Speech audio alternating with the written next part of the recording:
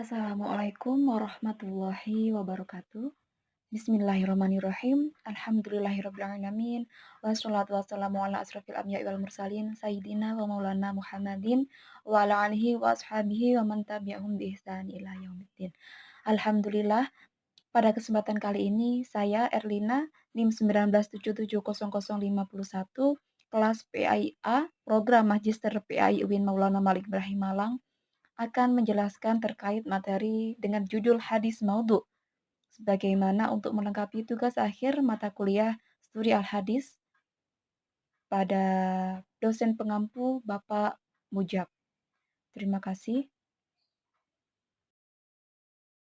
Baik, latar belakang pada makalah kali ini adalah hadis merupakan sumber hukum Islam yang kedua setelah Al-Quran yang telah disepakati oleh ulama tokoh-tokoh umat Islam. Setiap gerak dan aktivitas umat harus dilakukan berdasarkan pedoman yang ada dalam Al-Quran dan hadis. Namun, sangat disayangkan keberadaan hadis yang benar-benar berasal dari Rasulullah SAW dinodai oleh munculnya hadis-hadis maudhu yang sengaja dibuat oleh orang-orang tertentu dengan tujuan dan motif yang beragam. Hadis maudhu merupakan kekeliruan yang besar, karena meskipun ada hadis maudhu yang isinya baik, tetapi kebanyakan hadis palsu itu bertentangan dengan jiwa dan semangat Islam. Lagi pula pembuatan hadis maudhu merupakan perbuatan dusta kepada Nabi Muhammad SAW. Adapun rumusan masalah yang saya ambil pada makalah kali ini, yang pertama adalah apa pengertian hadis maudhu? Yang kedua, apa saja sih faktor munculnya hadis maudhu? Yang ketiga, apa saja ciri-ciri dari hadis maudhu? Yang keempat, bagaimana hukum meriwayatkan hadis maudhu? Dan yang terakhir, apa saja kitab-kitab yang memuat hadis maudhu?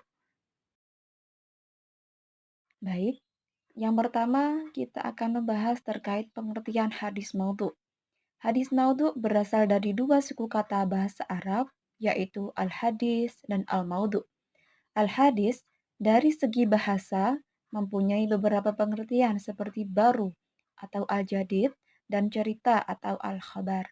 Kata al-maudhu dari sudut bahasa berasal dari kata wada'a yada'u wad'an wa maudu'an yang memiliki beberapa arti antara lain telah menggugurkan, menghinakan, mengurangkan, melahirkan, merendahkan, membuat, menanggalkan, menurunkan, dan lain-lainnya. Jadi dapat disimpulkan bahwasanya definisi hadis maudhu adalah sesuatu yang disandarkan kepada Nabi Muhammad SAW, baik perbuatan, perkataan, takrir, dan sifat beliau secara dusta. Lebih tepat lagi, ulama hadis mendefinisikannya sebagai apa-apa yang tidak pernah keluar dari Nabi SAW, baik dalam bentuk perkataan, perbuatan atau takrir, tetapi disandarkan kepada beliau secara sengaja. Sebagaimana dalam Abdul Fattah Abdul Ghudah, Lamahat min Tarkihal Sunnah wa Ulumul Hadis, Syria Maktabah Al-Matbu'at Al-Islamiyah, cetakan 1, 1404 Hijriah, halaman 41. Selanjutnya terkait sebab munculnya hadis maudhu. Apa saja yang menjadi sebab munculnya hadis maudhu? Yang pertama adanya pertentangan politik, yang kedua adanya usaha kaum zindik, yang ketiga adanya sikap ta'assub terhadap bangsa, suku, bahasa, negeri, dan pimpinan. Yang keempat, mempengaruhi kaum awam dengan kisah dan nasihat. Yang selanjutnya adalah perbedaan pendapat dalam masalah akidah dan ilmu fikih. Selanjutnya, membangkitkan gairah beribadah tanpa mengerti apa yang dilakukan. Dan yang terakhir adalah pendapat yang membolehkan seseorang untuk membuat hadis demi kebaikan. Selanjutnya, ciri-ciri hadis maudhu. Di sini ada dua, ciri yang berkaitan dengan rawi atau sanad, dan ciri-ciri yang berkaitan dengan matan.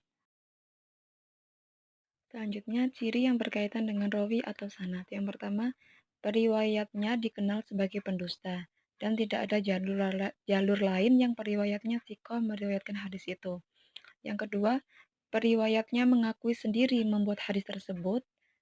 Maisarah ibnu Abdirrabih al-Farisi mengaku bahwa dia telah membuat hadis maudhu tentang keutamaan Al-Quran, dan ia juga mengaku membuat hadis maudhu tentang keutamaan Ali bin Abi Thalib sebanyak 70 buah hadis. Setelah diadakan penelitian terhadap suatu hadis, ternyata menurut ahli hadis tidak terdapat dalam hafalan para rawi dan tidak terdapat dalam kitab-kitab hadis. Dan yang terakhir, ditemukannya indikasi yang semakna dengan pengakuan orang yang memalsukan hadis, seperti seorang periwayat yang mengaku meriwayatkan hadis dari seorang guru yang tidak pernah bertemu dengannya. Selanjutnya, ciri yang berkaitan dengan matan. Yang pertama, adanya kerancuan redaksi atau kerusakan maknanya.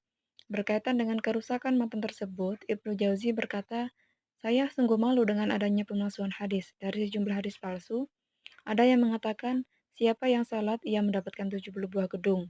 Dan pada setiap gedung ada 70.000 kamar, pada setiap kamar ada 70.000 tempat tidur, dan pada setiap tempat tidur ada 70.000 bidadari.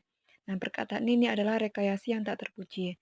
Setelah diadakan penelitian terhadap suatu hadis, ternyata menurut ahli hadis tidak terdapat dalam hafalan para rawi dan tidak terdapat dalam kitab-kitab hadis. Dan hadisnya bertentangan dengan petunjuk Al-Quran yang pasti. Selanjutnya, hukum meriwayatkan hadis maudhu.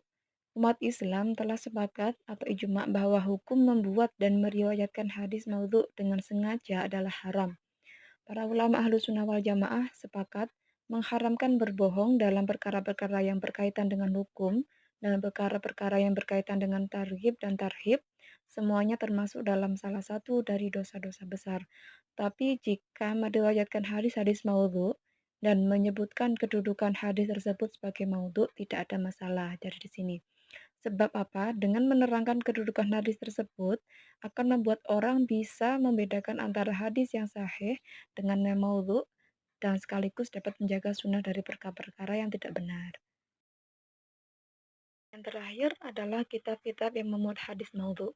Ada beberapa kitab. Yang pertama ada Al-Maudhu Al-Kubro, karya Ibnu Al-Jauzi, yaitu ulama yang paling awal menulis dalam ilmu ini. Yang kedua ada Al-La'ali Al-Masnu'ah fi Al-Hadis Al-Mawdu'ah karya Asyuyuti. Ini berupa ringkasan Ibnu Al-Jauzi dengan beberapa tambahan. Terus juga ada Tanzihu Al-Syari'ah Al-Marfu'ah Al-Hadis Al-Syani'ah Al-Mawdu'ah karya Ibnu Iraq Al-Kitani. Ini berupa ringkasan kedua kitab tersebut. Dan yang terakhir ada Silsilah Al-Hadis Ad-Dhaifah karya Al-Albani. Baik, jadi demikian penjelasan terkait materi hadis maudhu mulai dari pengertian, ciri-ciri hadis maudhu, hukum meriwayatkan hadis maudhu, dan juga kitab-kitab yang memuat hadis maudhu. Selanjutnya ada sedikit pepatah mengatakan bahwasanya menuntut ilmu adalah takwa, menyampaikan ilmu adalah ibadah, mengulang-ulang ilmu adalah zikir, dan mencari ilmu adalah jihad. Abu Hamid Al-Ghazali. Terima kasih atas perhatiannya. Saya akhiri. Wassalamualaikum warahmatullahi wabarakatuh.